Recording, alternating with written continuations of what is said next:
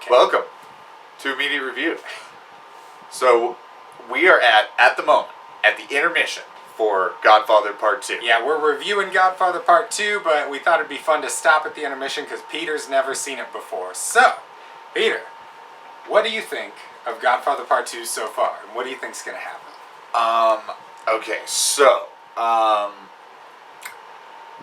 this movie, like, had me completely compelled in, like, the first, like, minute. I was just, like the wide shot of them, like, walking up and, like, the text coming down and just, like, I don't know, that whole opening sequence of, like, Vito as a kid was just, like, not a lot is spoken. It's the whole story is just, like, told to you. You're put in the perspective of him as a child. Like, it's fucking, it's really good. Like, you know, and the movie just kind of continues that. So it's kind of doing a prequel sequel thing, like you mentioned in the last review we did, where it kind of is showing Vito and Michael in kind of mirrored perspectives in their life, and I actually really like this. I was thinking about it when I was watching it, you know, like what it would be like if it wasn't edited like that, if it was just linear, and I think that the pacing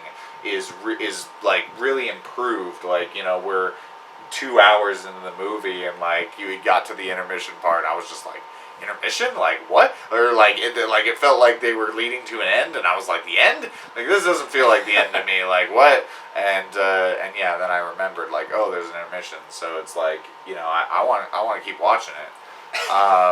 But yeah, so far it's really good. Robert De Niro fucking as Vito is just awesome. Like, excellent fucking choice in terms of him. And, like, he disappears. He's not just doing a Brando impersonation. No, he definitely stands alone. And yeah, I'm excited about the, like, there's a potential for, like, a dual climax type thing too, where, like, because he, you know, there's this potential of him, like, running into the guy who killed his family, and they hinted at like the whole revenge thing, and it's like I'm waiting for that. Like, it feels like it's going there.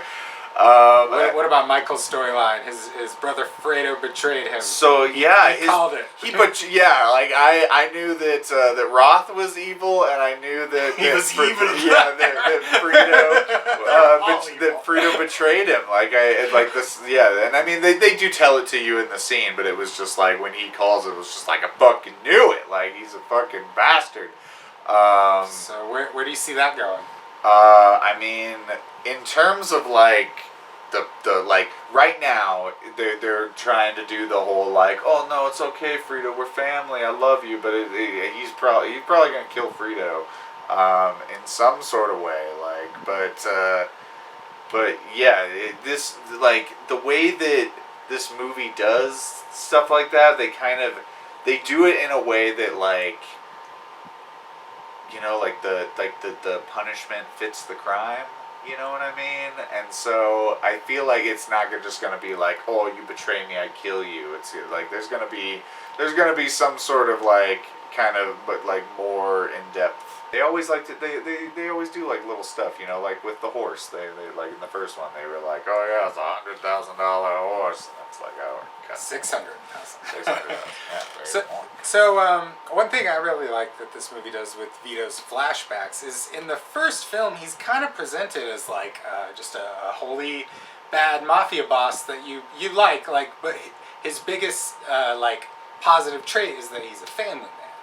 But you know, you get the idea that everywhere else in his life he's like a bad guy, so to speak, especially in the book. From a certain point of view. I mean, yeah, but you know, from what the info they give us. Yeah, I mean, yeah.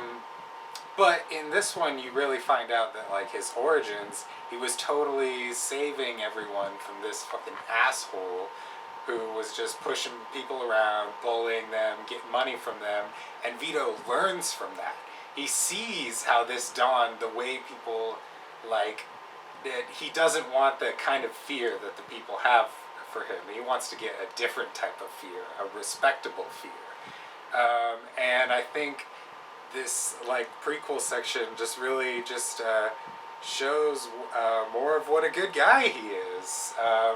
And you'll see as it continues that he becomes the Don that'll only fuck you up when he has to, and not just for fun because he's an asshole. Right. And and they are kind of going down that respect line because they like the first or one of the first scenes when they go to the theater, which I did not like the actors on stage and sort of like it's vaudeville. There's a lot of people leaving that theater like. I get it. But yeah, so they're like, oh yeah, isn't she like super hot and stuff? We'll go backstage. We'll take her out for food. Yeah, super awesome. And he sees Finucci, and he's like, yeah, she's great and all, but the only one for me is my wife and kid. Yeah, it's like, yep. And with Michael, yeah, I just love how he just conveys the power and control that he has over the first film, and like the way the book describes it is basically that Michael appears to be weak to others, but he purposefully does that so they never see his attacks coming. Essentially. Yeah, and I actually we talked about that while we were watching. I kind of mentioned how Michael like. We were talking about that Robert De Niro could was potential to be cast as Michael in the first one, and I was like, oh well, I would have been okay with that, but honestly, I think that Al Pacino and I mentioned that Michael is very kind of mono mood. He is very level headed. But we actually get a couple scenes in this where he explodes, and that happened after we had that conversation. Yeah. And so, you can't cast Al Pacino and not have him explode. I mean, it's true. I guess that's not true. Tarantino and Once Upon a Time in Hollywood. Never mind. Yeah. But sorry, sidetrack. But yeah, it's like he has that, and I think that's because in the first movie he doesn't really have too many moments of big escalation in terms of his growth is so slow and just subtly develops throughout the movie. And this one just unleashes that. Yeah, exactly. And this one they kind of tease it too, where he's pretty mellow through the beginning. The first scene where where he's talking to the guy, and the guy's like, "You're gonna pay me $250,000 for the fee and 5% on top because I'm gonna squeeze your balls," whatever. But there he's very mono mood, just very calm and just in control. And then later once he gets betrayed, it's like he's like, in my the place where my wife's leg, he gets super pissed, and it's like. So I get sorry. But yeah, so it builds into that's how Michael escalates things. It's like he's totally calm, and then boom, he's gonna murder you. He's evil. But he's Michael. But yeah, the whole Vito, like you said, I think he's much more reserved and more of a family man trying to be good, where I think Michael is kind of in a situation right now he's getting where caught up in the business too much, and he got forced out of the network that his dad made.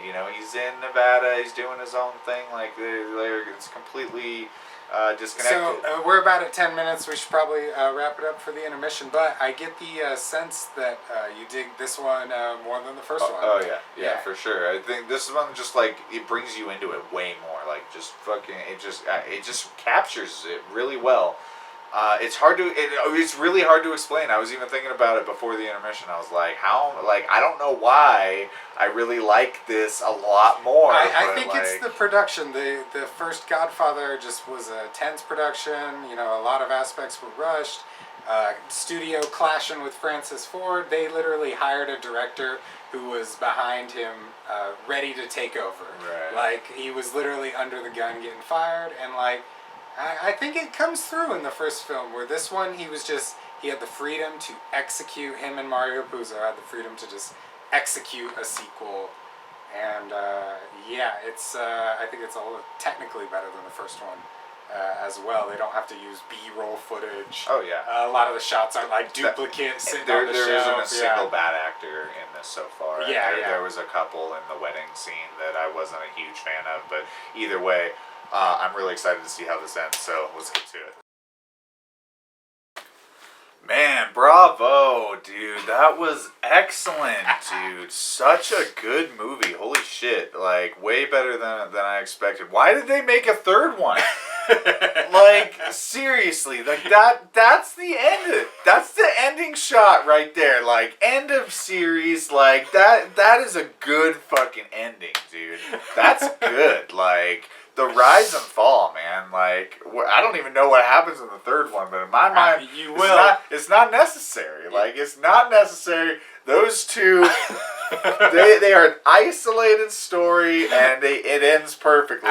Any more, it doesn't need to be there. I'm so glad that's your reaction. That's so funny. Yeah, we'll get to the third one. Just a little preview. There are actually a lot of things I like about the third one. Like, I'm like 70%, 65. Like it's like a C plus. I don't know. Okay. You know, like it's not the worst fucking thing ever. Most people think it's the worst fucking thing ever. But, Okay. But yeah, let's get into Godfather Part 2 though. So yeah, this movie is like plot wise, this movie kind of, at least not plot, I guess, like story wise, this movie is kind of a backwards representation of the first one. The first one is like, we get introduced to Michael, and we kind of get introduced to his mindset, and it's kind of him going through the steps to essentially down the perfect storm path to becoming what he doesn't want to become. He becomes essentially the worst parts of what he views his family as. Yeah. And we're kind of presented with that, like you mentioned. That Vito in the first one is presented as very, like, you know, he's like, yeah, he's the Don, but like, you know, it's like the mafia stuff. Like, that whole guise is placed upon him of like these, you know, like he's an organized crime boss, you know, like that's how he's presented. And in this, it's like, instead of showing, you know, going down a path that he's not supposed to, it's like he's already going down that path, and we see like the repercussions of it, and they mirror it with the flashback scenes of Vito. And Vito is constantly showing like what his morals are, and that family is most important to him, and how the legacy of the family was built. And on Michael's side, we see the destruction of that. Yeah. And Tom Hagen at the end. Yeah, just like, man, it once was. You know, there was lots of stuff. I kind of thought that it was a little bit too on the nose coming back from the intermission when the mom was like, oh, but you can't ever lose family. And it's like, no, Frito's going to die. You called it during it. Yeah. It was like, you know, like, and so, you know, in that regard, I just think it's it's an isolated story. It's like 1 and 2, the rise to power, and then how he, just the mindset that he had and the ideas that he had and what he felt like he needed to do. Like, he just didn't have the same upbringing that Vito did.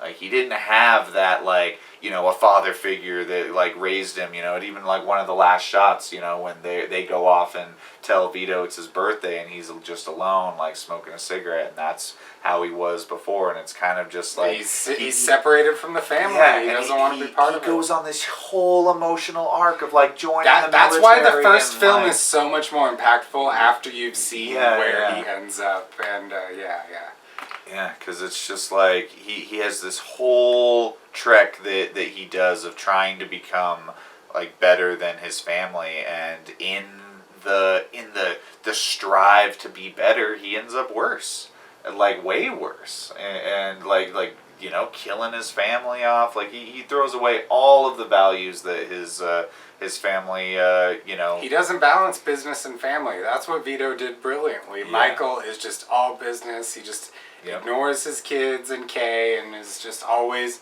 jet setting across the world, and just where Vito sent people out to do his bidding and stuff. They say that at the beginning too, of just like, oh well, I want to see Michael, and it's just like, you go and see your kids, and then you wait in line like everybody else. It's like family don't get special privileges with Michael.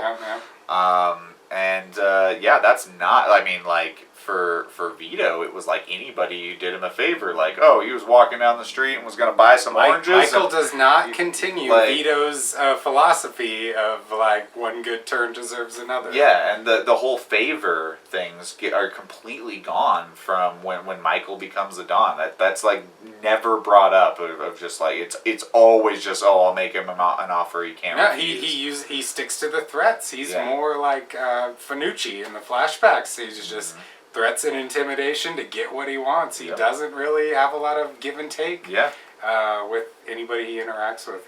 And it's like he does, like his decision making does lead to like, because that's the thing, is like in the first he needed to make those decisions in order to like save his family, like he had to save his dad, even though it was futile. He still like took over and effectively became the person or the head of the family that Vito wanted him to be. He just wasn't able to instill that like moral code, and I think a lot of that comes with this was a book originally, right? Yeah. So and in a lot of sense, when like coming from someone who like actually wrote a lot of content and whatnot to come into the story, they would most likely know that like children especially, but really anybody that experiences like profound death in their life, like it changes your perspective and how you see things. And it it would, if he like all of this intense shit happened by the time he was 9, and he was already in America by then, like taking care of himself essentially. He got put in isolation for like 3 months and whatnot when he was there. Like it's a serious like traumatic experience that he has to make this move and pull up his life by his bootstraps and try to fucking survive in the new world, essentially. Michael didn't really have that. He kind of just like didn't give a shit about the family. It was just like, oh, I'll just join the military and whatnot. And it's like, he specifically wants to do what his family doesn't want. Yeah, exactly. And I mean, we saw a lot of that in our generation too, where like, when the job market fucking crashed, there was nothing to do. It was like everybody was just like, I don't have anything to do with my life, I'll just join the military. It's like, it's like that's the reality of things, and it makes sense that Michael would go down that path, and eventually, and it's funny too, because they're constantly focusing on Frito and how like Frito's stupid, or Frito, like he wasn't the kid that Vito picked as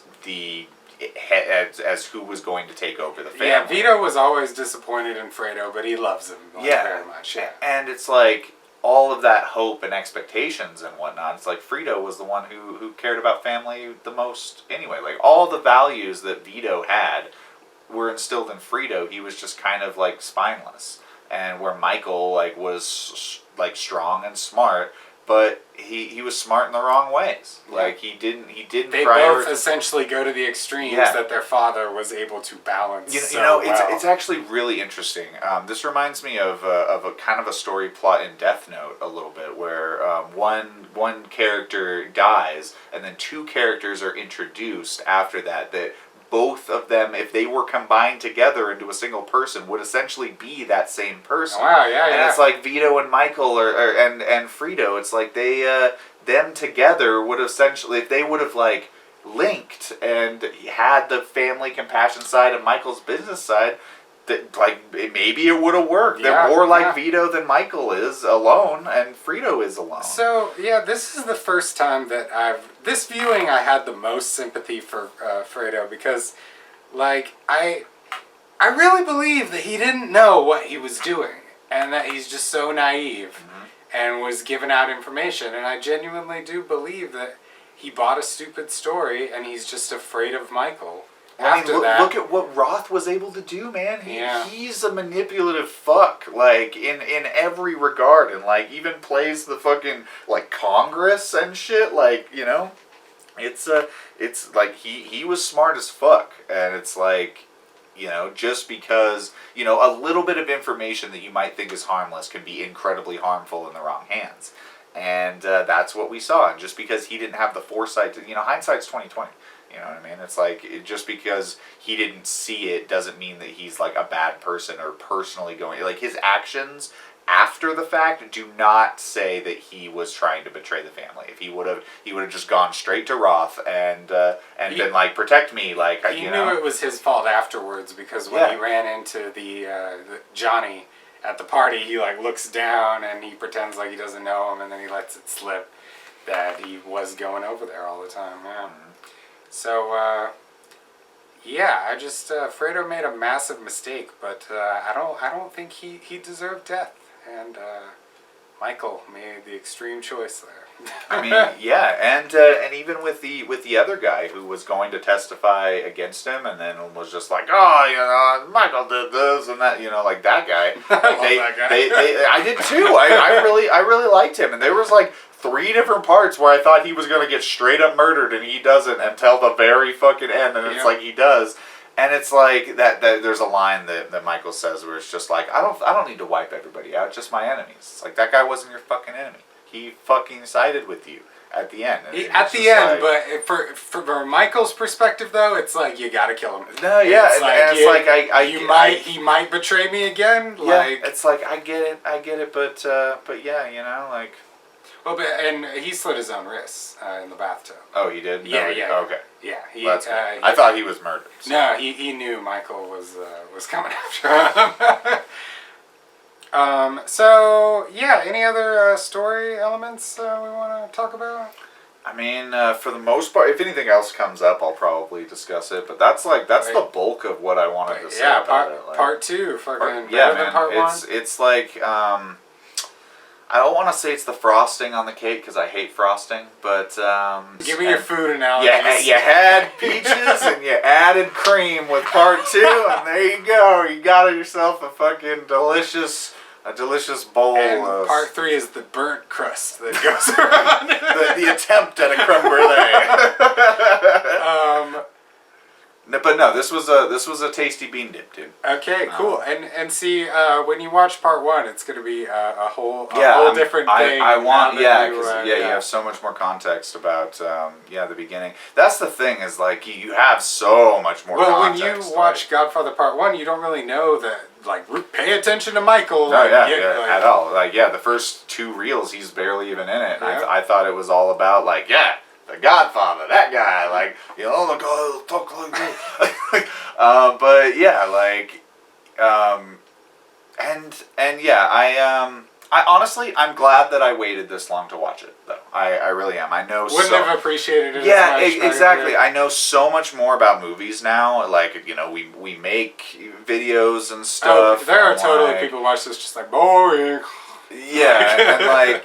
You know, I just, I'm able to appreciate stuff so much more. Like, there were so many shots that I was just like, man, the lighting in this is really, really good. And it's like... Oh, last time I watched The Godfather, I didn't appreciate that stuff as much. I haven't watched this in 6 years or so. I thought it was more recent than that, but it's just one when you watch it, it hits you, and you don't need to watch it again for a long time. Yeah, for sure. I definitely do want to watch the first one again, but we gotta do part 3. But yeah, there were some I think that the only thing, and this could have been the scan as well. I'm honestly. The scan has massive issues. I really want to see like an actual like film print of this. Yeah. Most definitely. This is like a must see on film. Like, I don't think that, and based on what Dakota's told me about the restoration process they had to go through, we probably aren't going to get a good scan of it ever, and so the film one day. I mean, film seems like that's going to be the easiest and best way to get the best quality out of what you're watching. Oh, without a doubt. But this restoration is from 2007, and so they're literally they edited this on fucking old ass computers that were barely 720p. It's like they're just they really should have waited longer, because the restoration also cost more because the technology wasn't as widely available. And Paramount right now is not a very successful studio. They're really struggling, and they repackage The Godfather all the time, and it sells. And like I don't think we're ever gonna get a restoration until some filmmaker like Christopher Nolan pushes for it, or Warner Brothers buys Paramount or something like that. Because there are times where it kind of looks like an upscale DVD, but it's still amazing. Like, it's beautiful. And the only like real negative, and like I said, like if I might actually have you pull up some of the shots. Dakota does that sometimes, where I'll have like comparisons and whatnot, but. Just like what that looks like, because I thought that the skin tones, and not all of the shots, but just some of them were a little orange in terms of skin tone. It's totally a purposeful choice, because the whole movie is just it is golden. It has that look, and when you get to shots that are actually lit with those like super orange like tungsten bulbs, it looks fucking amazing. Like there's a shot where Michael's like sitting in a chair, and it's like shows the whole den wide shot, and I was just like, I don't know how this fucking shot was lit. Where's that light coming from? Because all the lights are off, but there's just like this invisible like halo light coming down that just lights everything fucking just so nice. And it's just orange as fuck, and it looks incredible with the dark room and everything. Man, it's tasty. It is. I love the flashback scenes. Are like, they really just do look like you're watching old photographs moving, and it's almost like borderline sepia tone. Not really. They kind of balance the look to make it. It looks old, but it doesn't look too old, It's it's like, it's not like hand crank style. It's like I think so much of it was just in the production design. Honestly, like they definitely could have. The soft lighting helps. There's a lot of just like really tasty soft lighting in the flashbacks, and the other scenes use a lot more like really heavy shadows and stuff. But yeah. And I just felt that the production design on the flashbacks were just incredible. There are street shots and whatnot. They're like people, like everyone's in costume. All of the stands are fucking period accurate, and the whole buildings going up just fucking look exactly like they would have. It looks like they were able to take over an entire street too, because this restoration is. It would have shown matte lines of any type of matte painting. Because I was trying to see that, man, and it looked like they were able to get like streets and side blocks and fucking fill them up with they just actors. Like Godfather Part 2, of course you can shoot a Godfather Part 2. You got Francis Ford Coppola, come on in. Everyone was extras that day. I guarantee it was so easy for them to get that whole it's like, hey, you want to be in Godfather Part 2? Like, hell yeah. That's so funny. But it's true. I would have been down. But yeah, just really a fantastic film. Group of films, duo of films, because I don't feel like this would be as impactful if they didn't have the first, and just the whole story coming together of his it's just so many dynamics of how he rises and falls and at the end of the first film, it is a downer ending. It is he rose, but he also fell in Kay's eyes. It's like he rises in business, but he fails in morality, and his relationships. Yeah, and you just have this the contrast between the two. And just that shot of him just holding me, just fuck. The opening shot, I love that it's just a close up of him, getting his hand kissed, and you could see kind of the conflict in his face, but the acceptance as well, and. then the empty chair with the title card that comes up. So, so good. So good. These two movies really are just fucking, just cinema. We're gonna have to watch Apocalypse Now. Still haven't watched that one. That's the movie he did after this one, Okay. and yeah, it's. I've seen I think 5 minutes, the first 5 minutes of it, but it was I think I tried to stream it, and it was a bad rip 720p bad audio thing, and I was like, So, next one is, sorry, you're going to have to watch Godfather Part 3, man. You're gonna have to. Person A will be joining us for that. She's very excited to see my reaction. Yeah, she wasn't able to make these two, but yeah, she said, don't do Part 3 without me. Yeah, we'll get that going. Oh, man. Oof. All right. We'll see that. But yeah, we'll see you guys next time. And yeah, thanks for joining us.